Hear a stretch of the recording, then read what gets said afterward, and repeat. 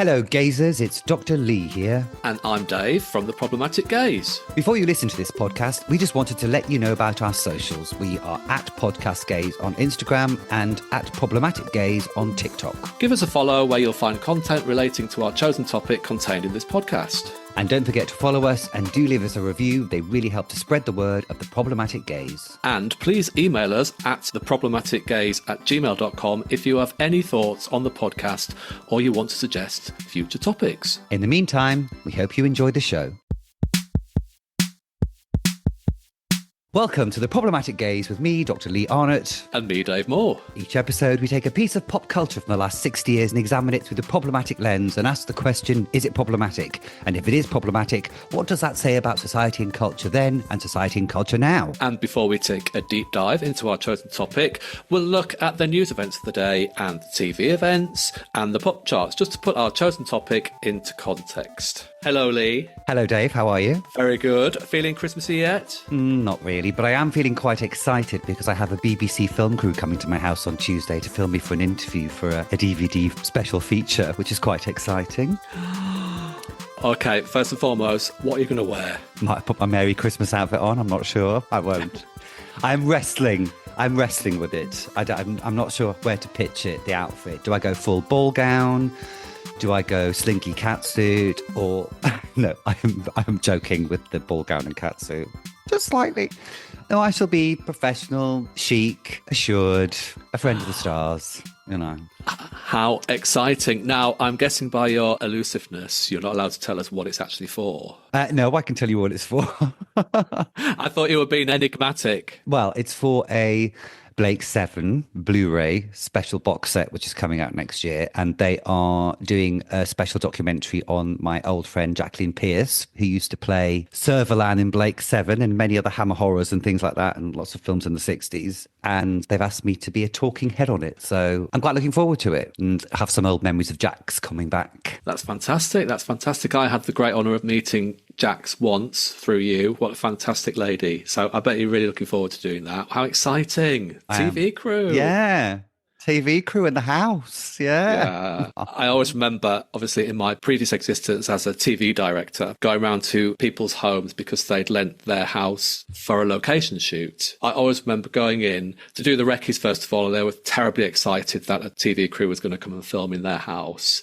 And then on the actual day of filming, coming in and the absolute look of abject horror on their face when they realised what a TV shoot inside a house really means.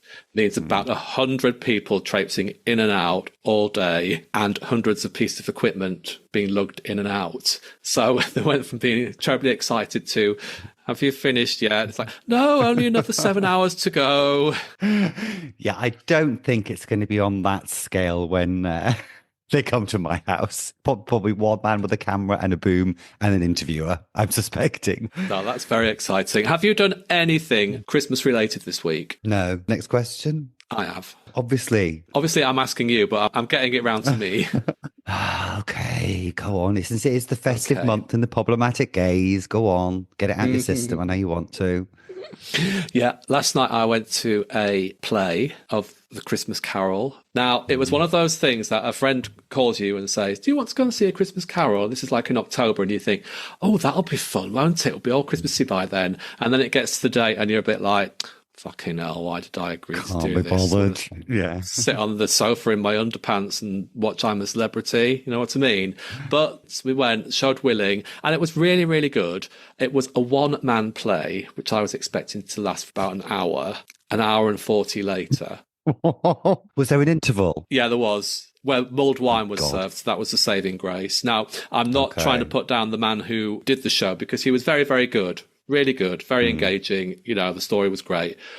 But when it's just one man on stage and you're having to really concentrate to listen to him, your mind does begin to wander a little bit.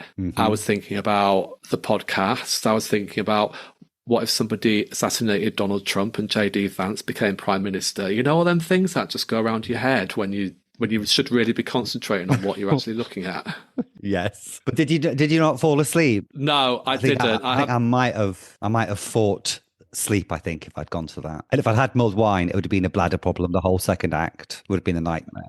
No, I'm pleased you enjoyed it. I've got a Christmas party tonight. Yeah. But anyway, that's enough chat about Christmas, I believe, because we're going to be talking about Christmas for the rest of the episode. Oh, one more point. Go on. The finger is raised. One more point. Can I just say, nothing good ever happens after 11 p.m. at a Christmas party. That's not true. Categorically. Is it a work Christmas party? Yeah, my old work. Oh, fine. So you can't get sacked from it. No, I can do whatever I want, darling. Oh, that's fine. But yeah, just a general note to gazers, apparently. If you go to your work Christmas party, nothing good ever happens after 11 o'clock, because that's probably when you start slagging your boss off or start making eyes at the person who sits next to you in the office for the rest of the year. Don't do it. Or as my friend Lucy always says, tea before 10. But that's because I'm an old man now and I don't have fun. Tea before 10 as a cup of tea, or the drug tea, which would take a whole different slant on the evening. Tea before 10. Crystal meth before 10, everyone, okay? That's the secret to a good Christmas party. I meant a cup of tea. All right, bless you. Thelma Barlow's back, I see. I believe it's time to go to our bulging sacks and open our mailbag, darling, isn't it? It is time for that, because following on from our Educating Rita episode that went down quite well, we had a really lovely message. And this is from Ruth on Instagram. And she says, in relation to Educating Rita, hello there, really enjoyed your Educating Rita ep.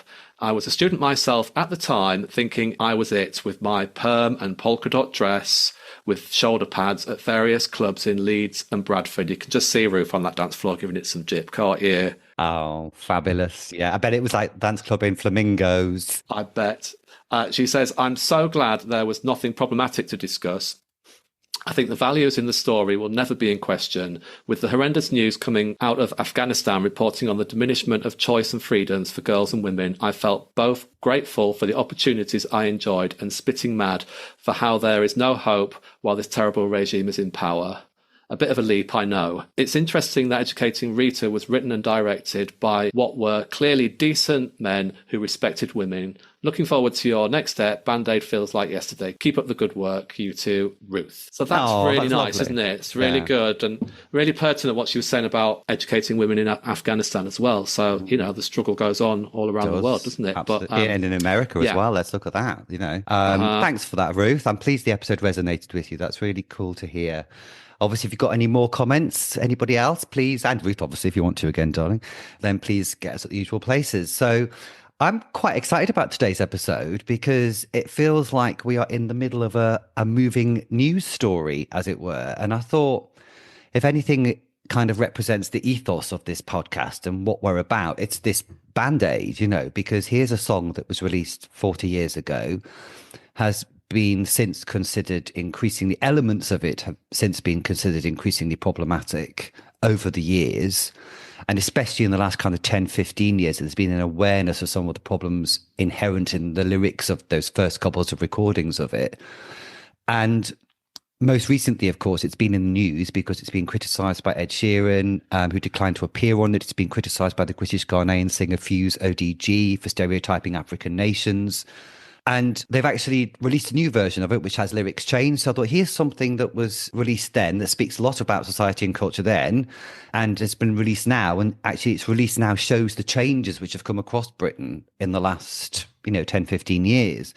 Before I go on, I do want to say also that Band-Aid and the subsequent charity singles and charity movements from it have raised shitloads of money. We can't let that go. It's obviously been a good cause. And of course, it leads on to other charity singles. There's that thing in the 80s with the charity singles. So you get Sport Aid.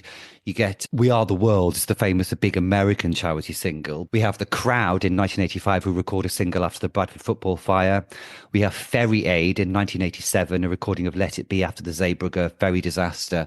And of course, the ultimate in the charity single, Doctor in Distress from 1985, which is the charity recording done by such luminaries as Faith Brown, Bobby G from Bucks Fizz, Sally Thompson from Man About the House, and a plethora of other stars put together to record a single to try and save Doctor Who when it was first cancelled. And I urge anybody who hasn't seen it to go onto YouTube and watch Doctor in Distress and just be prepared for 2 minutes of slack-jawed amazement. So it is culturally important, but we are in the middle of it changing and reflecting, I thought, what our podcast was about. So I think that's why we put it in. And it's festive, obviously. It's December, so it's Band-Aid, you know. Do you want to tell us a bit about the song and the recording of it, Dave? Yeah, I will do. So, Do They Know It's Christmas? It's a charity song. It's released in the UK on the 7th of December 1984. It was by Bob Geldof and Midyear to raise money for the 83 to 85 famine in Ethiopia. It was recorded by Band-Aid, which is a supergroup consisting of popular British and Irish musical acts, and it was recorded in a single day at the Psalm West Studios in Notting Hill, London. The project was inspired by a series of reports made by the BBC journalist Michael Burke in 1984, which drew attention to the famine in Ethiopia, describing it as a biblical famine of the 20th century and the closest thing to hell on earth. The song entered the UK singles charts at number 1, where it remained for 5 weeks, becoming the Christmas number 1. It sold 1 million copies in the first week, making it the fastest selling single in the UK chart history until Elton John's Candle in the Wind 1997. And the UK sales passed 3 million on the last day of 1984. The song also reached number 1 in 13 other countries. Do They Know It's Christmas raised 8 million for Ethiopia within 1 year. So that's the bones of it there. What are your memories of Band-Aid and the single? Well, it was huge, wasn't it? I just remember it was so exciting. And I was 11 in 84. I remember watching the Michael Burke report, actually. And then I remember Bob Geldof was talking about it. And my mum and dad got it straight away. I think they got it Woolies when it first came out. And it just seemed such a massive thing. Because by then, British music is really taking in America. It's the second invasion of America. So these were some of the biggest stars in the world. George Michael, U2, Duran Duran, Spandau Ballet, you know, put them all in the same room. It was just magical. And consequently, you know, it's funny because it's not a particularly great Christmas song for a party. You know, it's not like I Wish It Could Be Christmas Every Day. It's not like Mariah. It's not shaky. It doesn't get people on the dance floor, but it comes back every single year. And the opening bells and the opening kind of drums immediately take me back to that first Christmas of 1984. Just in a heartbeat, I'm back there, you know, and looking at the cover of the single, you know, poring over the details on it and stuff. So what's your take on it? Well, much the same as yours, really. I kind of have to look at it through 1984 eyes because, like you say, it just drags you back to where you were in 1984 when it first came out. I do remember watching the video to Band-Aid. So just echoing what you said, really. So before we have a deep dive, should we have a look at the big news events of this year, Dave, as we put our slingbacks on and cross the studio and head towards the news desk? There he is. There he is. Shuffling papers. Let me shuffle some papers. He's shuffling papers. Well done. I'm getting up on my iPad. On the 4th of April, keeping in with 1984 being the year of nuclear war horror, we get the Peace Protectors evicted from the Greenham Common Women's Peace Camp. And they've been there for a fair while, since our last episode, I believe, actually. Well, they have. I mean, they are all over Christmas. You know, that the winters in the 80s used to be bitter, didn't they? On the 9th of April, more than 100 pickets were arrested in violent clashes at the colliery at Cresswell, Derbyshire, and the Babington Colliery in Nottinghamshire. So this is when the miners' strike really starts to escalate, isn't it? I mean, you've got very vivid memories of the miners' strike. Yeah, I have. Yeah. And I do remember, because in the 18th of June, you get the Battle of Orgreave, when you get the confrontation between picketing miners and police. And I remember that being all over the tabloids. Do you remember the Libyan embassy siege in April as well? God, April was a busy month, wasn't it? When one police officer, Yvonne Fletcher, shot and killed by a secluded gunman. Do you remember when the SAS burst in? They did that. It was live on the news. Yes. Yeah. It was mad, wasn't it? I mean, this is 1984. This is really just starting to I'm starting to remember things. You know, this is starting to pay attention to the news a little bit, obviously not understanding everything. But yeah, then pictures of the guys going in through the windows, and very striking, weren't they, to think that was happening on our doorstep, basically. Yeah, it's really dramatic. On the 8th of May, the Thames Barrier opens, designed to protect London from floods. It's opened by the Queen. Do you still find it weird when they refer to Camilla as the Queen? Oh God, all the time. I have to think the Queen's in hospital with a chest infection. It's like, Yeah. I thought she died a couple of years ago. Yeah, and the same with the Princess of Wales. When they keep saying the Princess of Wales, it's like, but she's been dead since 1997. What's wrong with you? It's really odd, isn't it? Anyway, it's really odd. All I'll say is Diana will be turning in her grave, glossing on. She would. Speaking of Diana, look at September. Oh, yeah. On the 15th of September, Diana, the Princess of Wales, gives birth to her second son.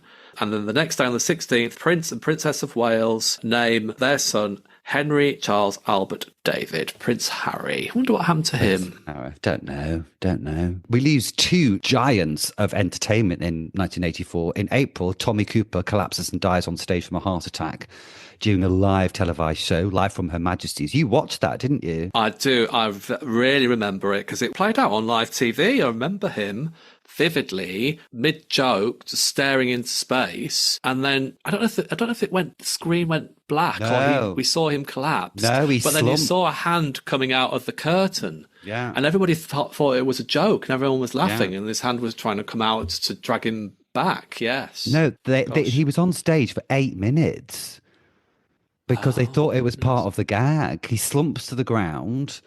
And he slumps lower and lower and lower. And then at one point, he just falls back. And the audience is pissing themselves laughing because they all think it's part of the gag. You can actually watch it on YouTube if you're macabre enough to do so, like I have been on a Friday night. And then in May, Eric Morecambe dies of a heart attack, age 58, after collapsing on stage the previous day. Another titan of comedy. It really felt like the old guard were going, didn't it? God, he's only 58 as well. Don't. I've been having real feelings of since I turned 50 of... I wonder how long I've got left. But you can only think about it for a few seconds, then you just have to bury it, don't you? Yeah. Yes. Yeah. Yeah, we are. I think it's one of Freud's stages of development, I think, is like 50 to 65. I can't remember the exact years, but this is when you start to confront your own mortality in a way that you never have before. That's why I had my existential crisis about my tooth falling out. It was like, oh my God. Here do you know what, Lee? Forget tea before 10. Just get that crystal meth down you. It's fine. You might not have long left.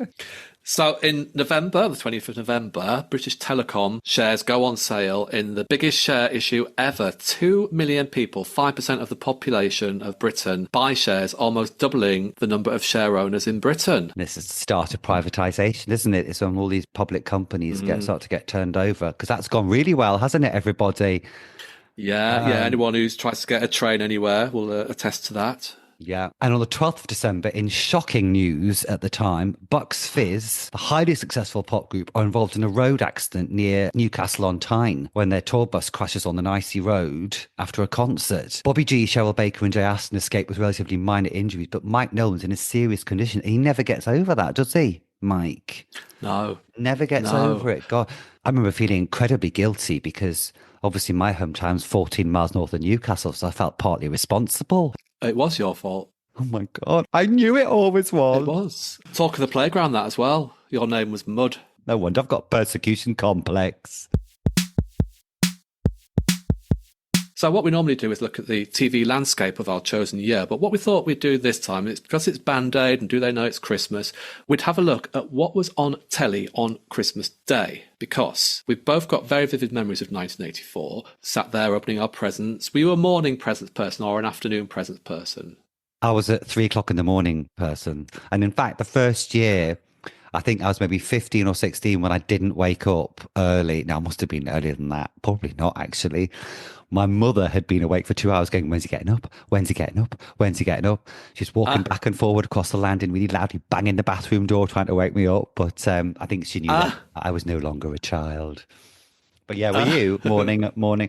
Were you the same? I was a early morning person. Now, still am when I'm at my parents' house. Get up in the morning, put the telly on in the background and rip all your presents up. Yeah, we'd ever put the telly on. My mother didn't like the telly on until the afternoon. That was the one rule for Christmas. But yeah, and I remember about 5 o'clock in the morning, my dad would make bacon sandwiches. I'd look up the road to see if anybody else, if my pals were up yet. And then my parents would both slump on the sofa for a couple of hours shut eye while I invariably either played with my new toys or watched my new Doctor Who video. It was probably a Doctor Who video by 1984. Yes, let's have a look at BBC first. Now, you've got BBC's I've got BBC. BBC One schedule, haven't you? I have. Well, there's a lot of religious programming in the morning. There's a Christmas morning family service. There's Born in Bethlehem. At 8 o'clock, there's the exciting pages from CFAX, which is always nice on a Christmas morning. So no telly till 8 o'clock. 11:05, Noel Edmonds' live Christmas show, joined by a variety of guests, I'm sure. There's a St. Trinian's film. The Top of the Pops Christmas special, which was a main staple. It still is at 2 o'clock.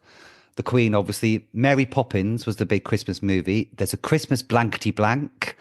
Oh, the guest stars on this Christmas blankety blank are a roll call of 1984. Lorraine Chase, Suzanne Danielle, Ken Dodd, Russell Harty, Ruth Maddock, and Derek Nimmo. There we go. There's an episode of Heidi High, then Paul Daniels. There's Just Good Friends Christmas special, The Two Ronnies, and then Wogan. And the last movie of the day, an all-time great movie, that's what it says here, is Some Like It Hot, which is an all-time great movie. Wogan's guests were Freddie Starr, Dame Kiriti Kanawa, Elton John, and Victoria Principal. What a Christmas day that was. Oh, I bet it was, yeah. But I mean, if none of those tickled your fancy, you could always switch over to ITV, where at 6:25 there was TV-AM, Good Morning Britain's Christmas Party with Nick Owen, Anne Diamond, Wincy Willis, Rusty Lee, Giles Brandreth, Eve Pollard, and Jenny Barnett, of all people. And then at 9:25 you had a Danger Mouse double bill. Followed by Thomas the Tank Engine and Friends, Emu at Christmas with Rod Hull, featuring Carol Scott Lee, friend of the podcast. Well done for posting your Bonnie Langford TikTok. That went down very well, didn't it? She was a fan of the Pink Windmill. And then at 10:35, it's the Christmas morning service from St. George's Chapel in Windsor. I mean, and that's on for an hour and 10 minutes in the morning on Christmas Day morning. I mean, that's what floats your boat, but it certainly didn't me. Then Bugs Bunny film on. Then, Top Pop Videos of 1984 at 1:15. That's obviously a competition for Christmas Top of the Pops. And then one for you here, 2 p.m, Jane Torval and Christopher Dean special, an hour of non-stop action from the greatest ever ice dance pair. I'm sure I watched that. Including their interpretation of Bolero. I did watch it. Is it bringing back memories? It is. And then at 3 p.m, The Queen, obviously. And at 3:10, the big film, James Bond, The Man with the Golden Gun. 5:30, Give Us a Clue, Christmas special. Okay, let's see who was on Christmas special of Give Us a Clue. Una Stubbs, Julia Mackenzie, Nicola Paget, Julie Walters, friend of the podcast, Lionel Blair, Spike Milligan, Wayne Sleep, and Bernie Winters. And then at 6 p.m, Bring Me Sunshine, a tribute to Eric Morecambe, OBE. Right. Very nice. And then the big film on ITV was Raiders of the Lost Ark. Right. I think we watched that. Yeah, I think we watched that probably. And that's it. It kind of filters off at 10:45, Des O'Connor Tonight. And that's about it. Thank you. Good night.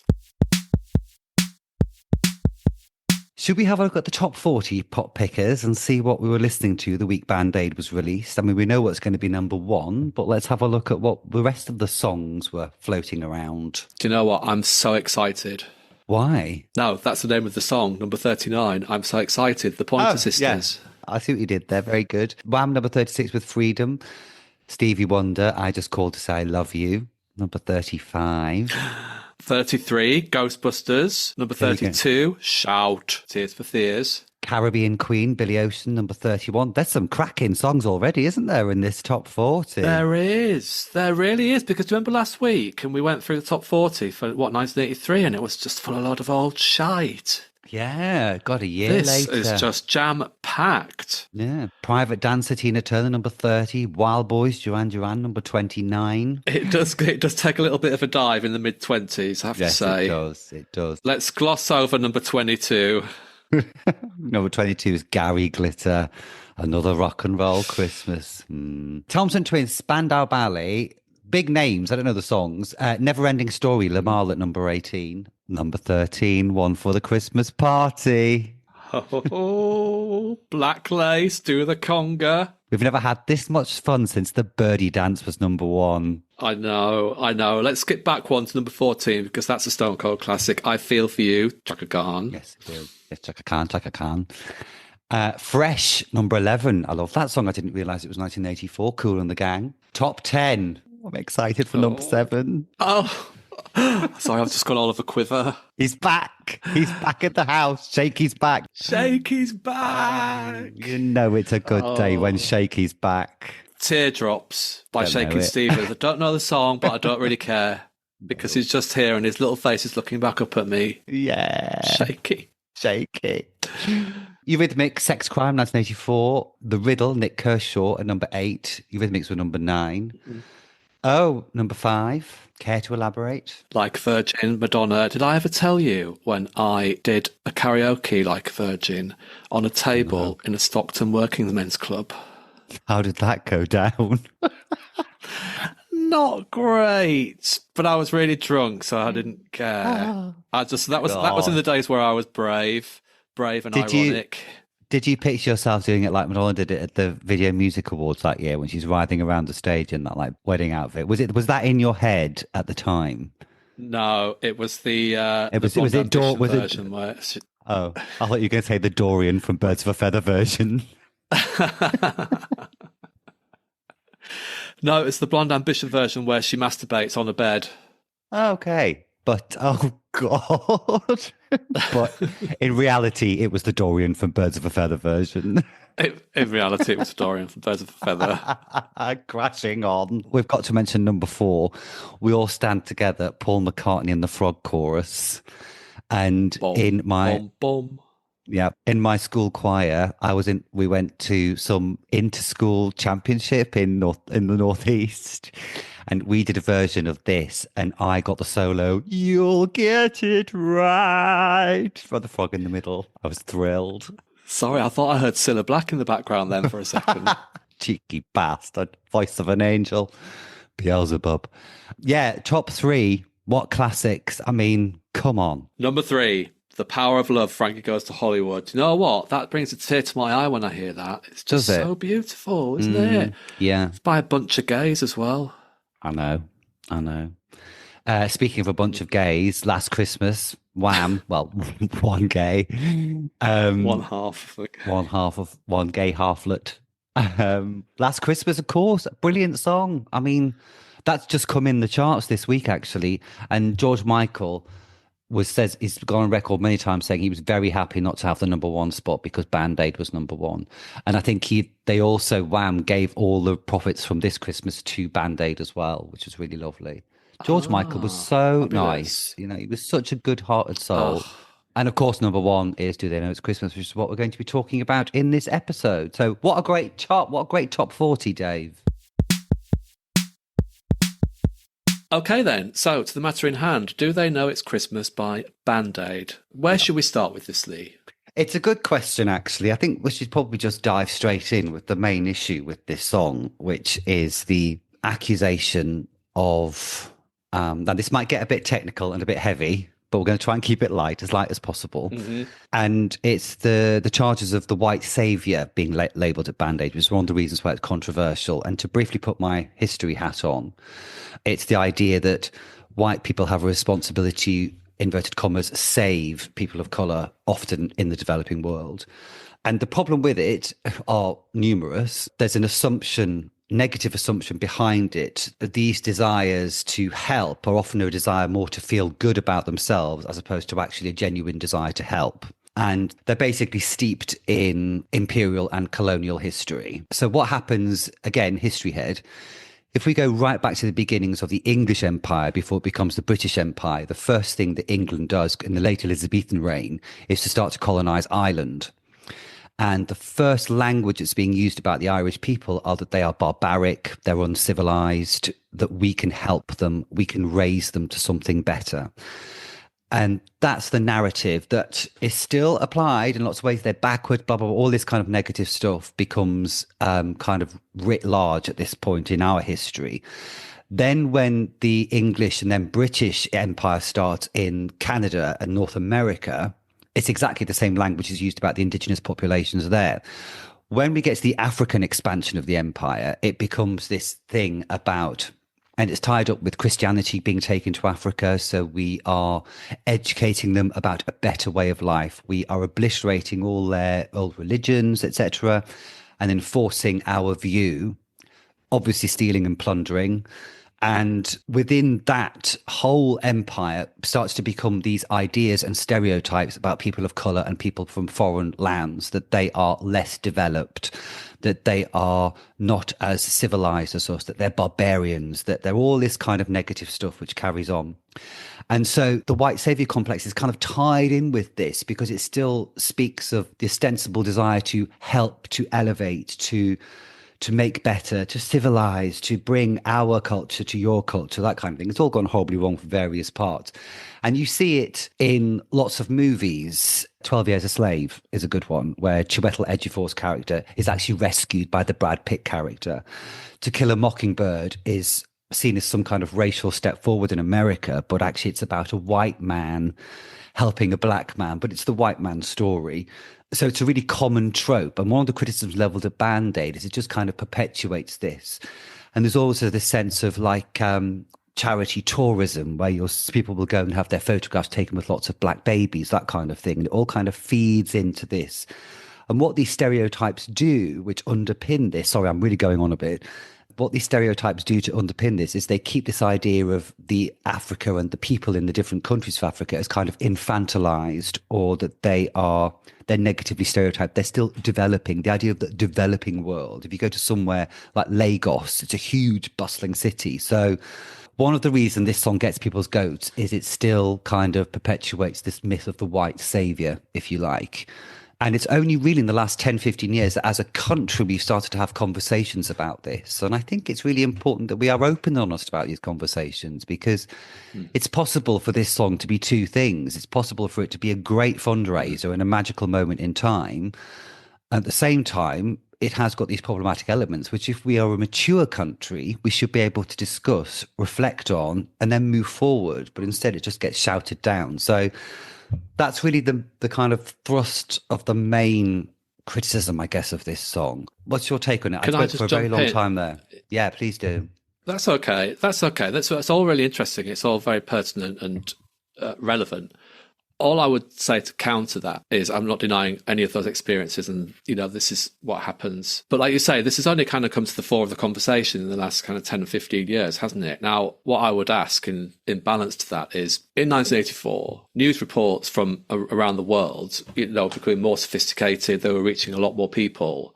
So when this Michael Burke report came of these really, heart-wrenching, appalling images of these people on the brink of starvation because of crop failure were broadcast to the world. When they were viewed, and for example, Bob Geldof got this idea of raising money for them, well, that was a genuine reaction to the appalling images that they were seeing. Would you say that, immediately what sprang to their mind was, we need to save these people because we're infinitely more privileged than they are?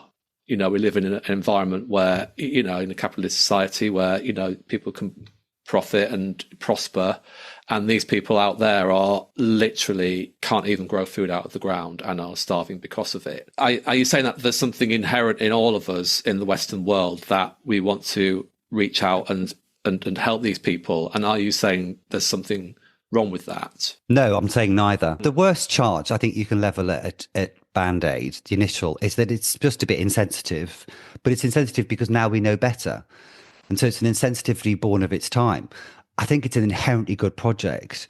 I don't think it was patronising. I think Geldof and Midge were genuinely moved, as were a lot of people. So this is born of, and this is not to criticise it from today's standards. It's just, again, just to highlight the snapshot of where we were then and where we are now in terms of how we think about our imperial legacy and our colonial legacy. You cannot possibly say this was a bad thing, because it's a 100% bad thing, I guess, because it does all this. It raises awareness. But in this country, this kind of awareness raised is embedded in this kind of subconscious cultural ideas of empire, which we still have to some extent and which we still had in 1984. So it's a good thing, but people will be thinking along the lines of, it's a good thing because that's what we do, because that's our role is to help these poor people, And I think one of the other problems with this song is that it conflates one country with the whole of the continent of Africa. Yeah. I mean, and again, the other thing you can level at this song is it has a naivety and ignorance, I guess, of really what it's saying. It's very good intentions, but it's just a little bit clumsy in its delivery. The whole thing about, do they know it's Christmas at all? Ethiopia is one of the oldest Christian countries in the world. And so if anywhere's going to know it's Christmas, It's Ethiopia. 68% of its population is Christian. So then to say lines like there won't be snow in Africa, Morocco, Algeria, Tunisia, Ethiopia, Kenya, Tanzania, Uganda, the Democratic Republic of Congo, Rwanda, Uganda, Lesotho, and South Africa get snow every single year.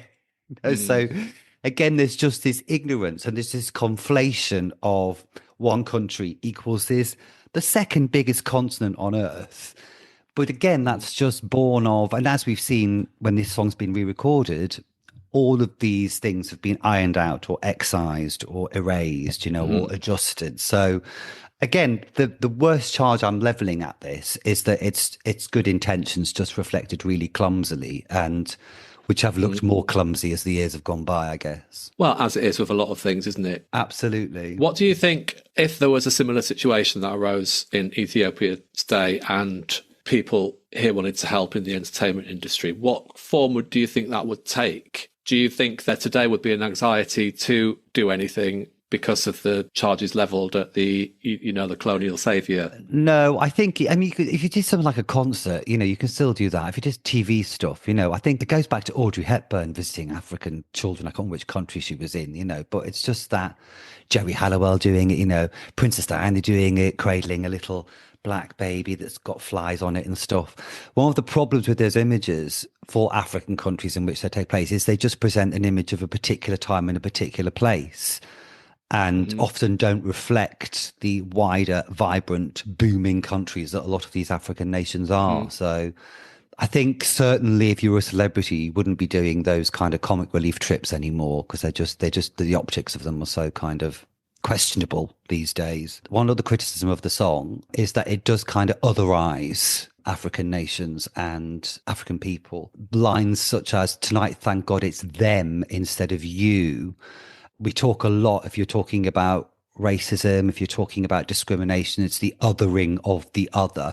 And that's, it's just the way the lyric's written, but in this kind of language, them and us, them and you, just kind of draws another sharp dividing line. So yeah, these are the issues which this song has been criticised for. And I thought it was super interesting. The other thing I would like to bring up, which hasn't been in the criticism, is how much this is a boys' club. It's a proper bro central, isn't it? There's only 4 women, Bananarama, my girls, big love to Bananarama, and Jodie Watley. And they're the only women in this room of like 50 men. And there's no Annie Lennox, there's no Cheryl Baker, there's no Lulu. There's no Kate Bush, there's no, And when you watch the video, it's a lot of blokes pissing about or smoking. So, yeah, really valid and interesting points you've raised there, Lee. Obviously, coming from an academic background, you kind of studied that. Me as a kind of more everyman, it's really interesting to listen to, your arguments. And, I think the conclusion we can draw from it, if you don't mind me saying, is, yes, there are these problematic elements to it, but it doesn't necessarily negate what the aim of the single was about and the cultural significance of the song. It's just perhaps it was done in a clumsy way, a well-intentioned but clumsy way. Yeah. And it's absolutely possible for these two things to both to be true. It's a great force for good, but it's also got its problematic elements. And we're allowed to acknowledge both of these sides of it, and either it doesn't necessarily mean diminishes our enjoyment of it. And often these days we get so caught up in like one position or another. It's often useful just to remind ourselves that actually things can be multifaceted and have lots of different sides to them at the same time. Like you said right at the start of this is what the problematic gaze is all about. We're not trying to cancel anything. We're not trying to say anything is this way or that way. We're just weighing up all the elements of it, the pros and the cons, so to speak, but not trying to say, if you like this song, then you're a bad person. Just trying to say, like this song, but consider these other aspects to it as well. Yeah. So very interesting. Yeah. But if you do like Friends, then you are a bad person. Sorry. All of Actually. Okay. I think what we should do is just lighten the mood a little bit and look at the video to Do They Know It's Christmas. And I kind of made a bullet point list. Okay. So let's go through these little elements that I've raised one by one. Yes. Okay. Throw them at me. First one. How beautiful was Boy George? Yes. Agreed. And also, did you see Marilyn in there as well? Marilyn was Boy George's buddy. Another, to use the parlance of the time, gender bender. Yeah, both very beautiful. Both will be ravaged by drugs, unfortunately, but both will come through. Yes. Phil Collins, very sweaty top lip. Discuss. Yes. I did notice that. Very sweaty top lip, wasn't it? Which leads me to my next point. Just how much cocaine do you think was flying around that studio in November 1984? Enough to boost Colombia's economy by 150%, I suspect. Everyone's just smoking, aren't they? They're all chain smoking, chewing gum, Yeah, I think there must have been a ton. Okay, next point. George Michael, voice of an angel. Agreed. Nothing more to be said on that. Sent from the gods, I think, George Michael. Yeah. Tony Hadley, looking very earnest. Well, he always did.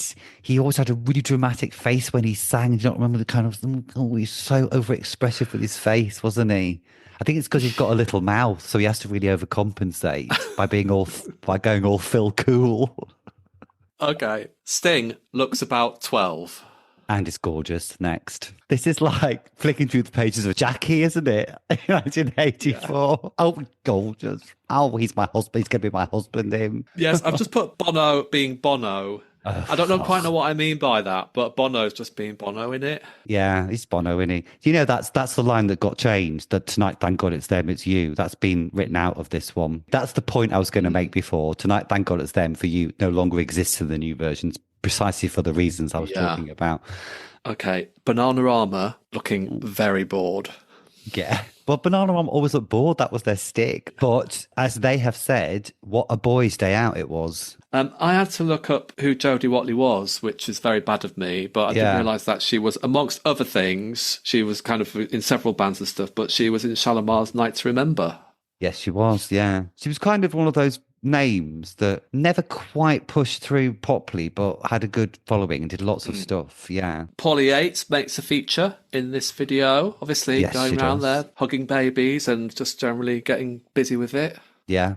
John Moss from Culture Club. Mm-hmm. Are we just ogling again? Are we going back to Jackie? Is it turning the page of Jackie again? Yeah, so literally I just put beautiful in brackets. Yeah, beautiful. I saw him many years later in a pub waiting for your husband, and what wasn't the John Moss of 1984. What, he was waiting for my husband? No, I was waiting for your husband, and John Moss was in there.